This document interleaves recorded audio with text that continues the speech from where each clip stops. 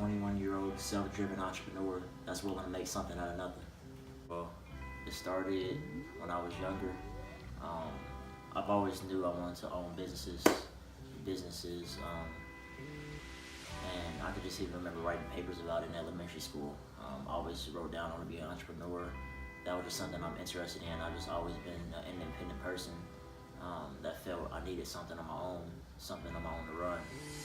Um, as I got through middle school, high school, I started to veer away from those things. I grew up playing baseball my whole life. Grandpa took me to all my baseball games, paid for everything. That was a great time in my life. But as I got to high school, people started, chiming in my ear that I need to start figuring out what I want to do for college. And like I said, I kind of veered away from the entrepreneurial business mindset to, I need to get a job, to, I'm content of living in a nice little suburban home. And I knew that wasn't truly what I wanted. But it became the summer before college, and that's when I really started thinking about what I wanted to do. I had the idea of I wanted to be an athletic trainer because I love being around sports. That was just kind of like the easy way out though for me. That was the easy way out of trying to pick something that I wanted to do. And I was playing baseball that summer, and what I would do, it's crazy to me to think, what I would do every week is I would drive 3 times a week to Carmel, Indiana. So I'm from Indianapolis, and I would drive far Carmel, pretty much actually into Westfield, 40 minutes a day, just so I can go practice. And on that route to practice, I would drive past mansions. And this is kind of like when everything sparked for me. I started thinking about, man, how am I going to get in this house? How am I going to get in these types of houses? What can I do to make this type of money? Because I always knew I just always wanted to make a lot of money. I just didn't know how to do it. Nobody in my family comes from money. My family is a family of hard workers. My grandpa was a hard worker. He worked for the post office for 20 plus years.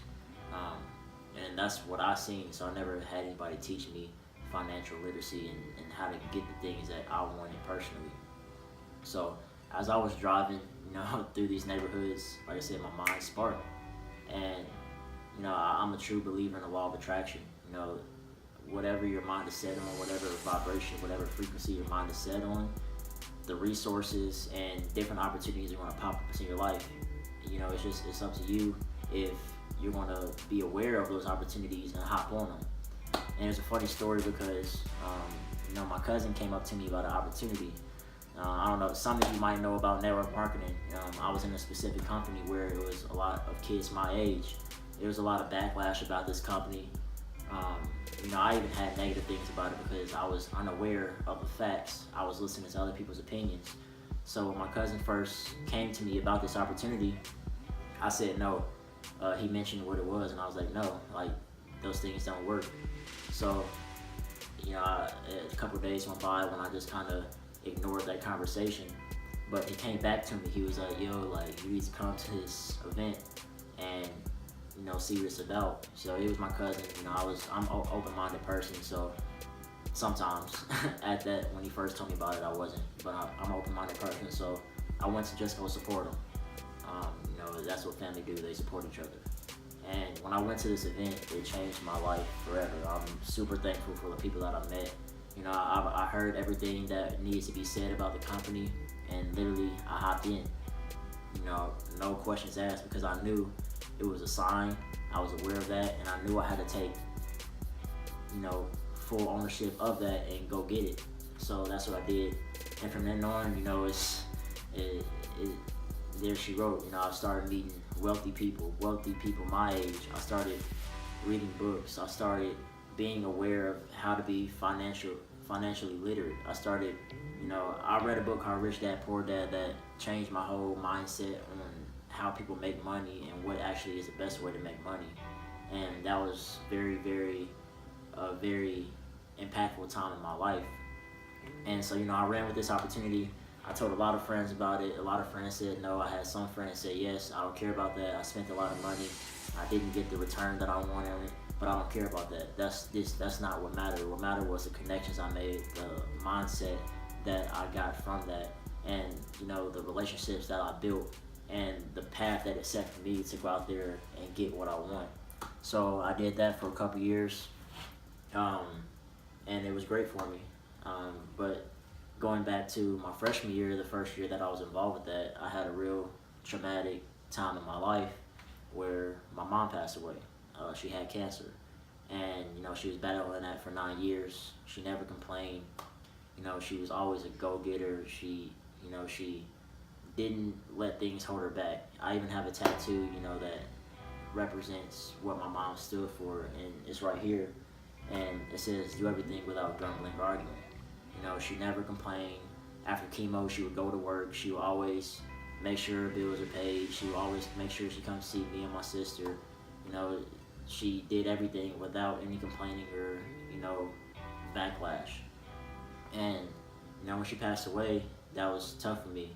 But I knew I had to go get it. And I looked back on her life, and I was like, man, that can't be me, because she put a lot of people in front of her, which is not bad. You're supposed to help people, but she didn't live out the life that she should have lived out. And for me personally, at a young age, me having the opportunities presented to me, I had to make a difference, and I had to change that cycle in my family.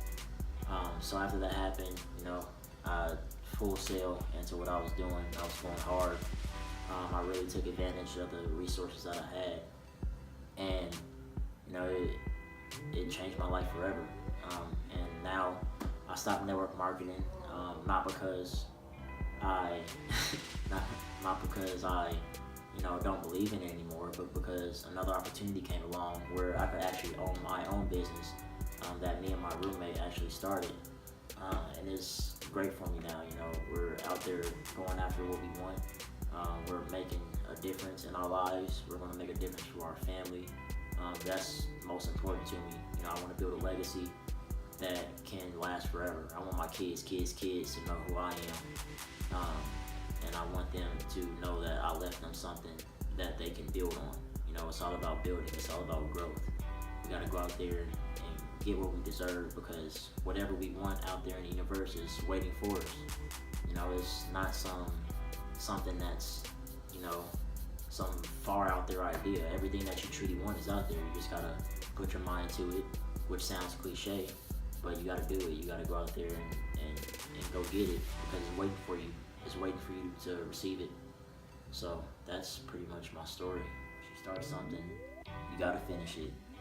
And you just got to take daily steps.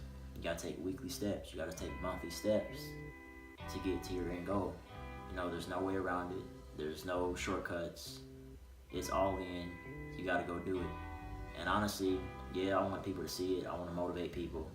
I want, people to be inspired by it, to go out there and do it themselves. But I want it to be something that I can look back on. I want to document my life and the people around me, their life also, for something that we all can look back on and be like, damn, we did that. That's honestly why I created it.